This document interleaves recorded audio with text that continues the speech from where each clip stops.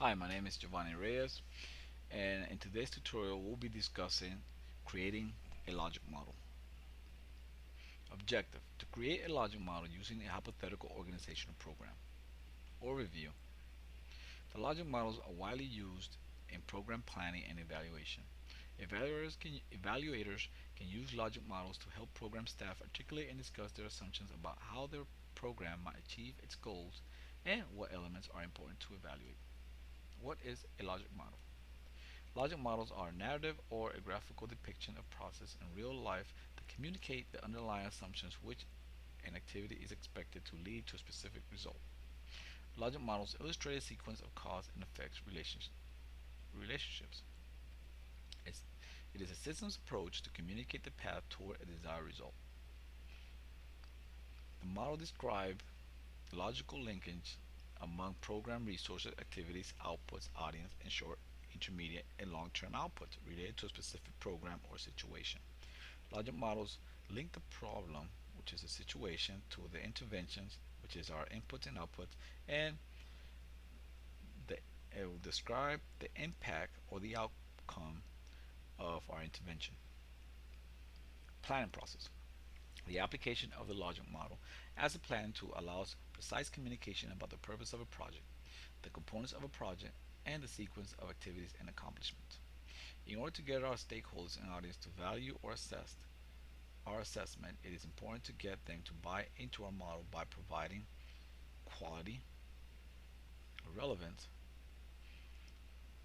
and letting them and showing them how our intervention will impact their problem. Creating logic model diagram. Logic models are easy to read diagrams that identifies the situation, inputs, outputs, outcomes, assumptions, and external factors. A typical logic model includes the following. Start with the program. Identify the program that is being planned or evaluated. We'll follow with the situation statement. The situation statement establishes a baseline for comparison at the close of a program. It starts with a statement of the program of the problem, describes who is affected by the problem, and identifies who else is interested in the problem. Then we'll go into the inputs. Inputs include those things that we invest in the program or that we bring to bear on the program, such as knowledge, skills, or expertise. We'll be describing the inputs.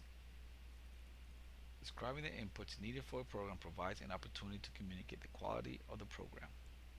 Inputs include annual budget, staffing, facilities, equipment, materials needed to run the program. Outputs.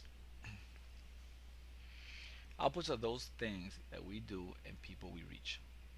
This includes our activities and what we provide, such as instruction, conducting weekly sessions, curriculum, workshops, conferences, recruitment, etc. The people we reach are also part of the output and includes the characteristics of behavior, the proportion or numbers of people in the target group, and other factors. Outcomes.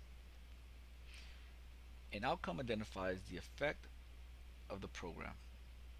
It answers the question, what happened as a result of the program? This is illustrated in the form of short-term, intermediate term, and long-term outcomes or effects. The assumptions. The assumption is the belief we have about the program, the people involved, the context, and the way we think the program will work. External factors. External factors are the environment in which the program exists, which includes a variety of factors that interact and influence the program action. This is how a typical logic model diagram looks. First, we start with the program. Program in this case is first responder course logic model, followed by the situation. Preparing law enforcement personnel with the capacity to act as first responders and personnel and perform initial life-saving skills in the event of an emergency situation while fulfilling their duties of protect and serve the community. Start with the inputs. We will be providing the training company to conduct the training. We will invest time in the program. We will input the staff, equipment, and training aids, and we'll find the budget to fund the program activities. We will describe the goal of the instruction to the students. That's part of an output. Our outputs.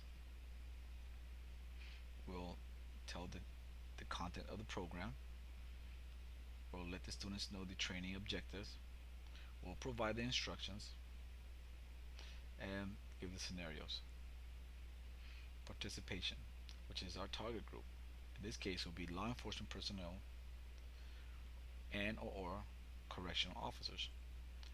What is expected or what will be the impact from my input and output? At the short term, participants will leave with the desired level of knowledge, and participants will know how to perform the skills. At our intermediate, participant demonstrates confidence and skills when applying them in the field, and the department will benefit from competent and professional officers. And the long-term goal will be that the citizens will be more confident in their law enforcement competence and professionalism. The assumption will be that law enforcement who take this class will feel more confident in responding to emergencies where life-saving applications is necessary. Factors that influence our program will be the company that we contract to provide the training and the city council who will approve the budget. Conclusion. A logic model is a top-level depiction of the flow of materials and process to produce the results desired by the organization or program.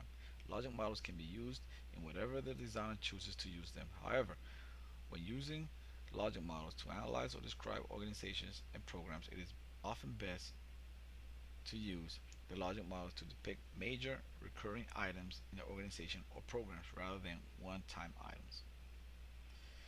This concludes our tutorial on how to create a logic model. Thank you.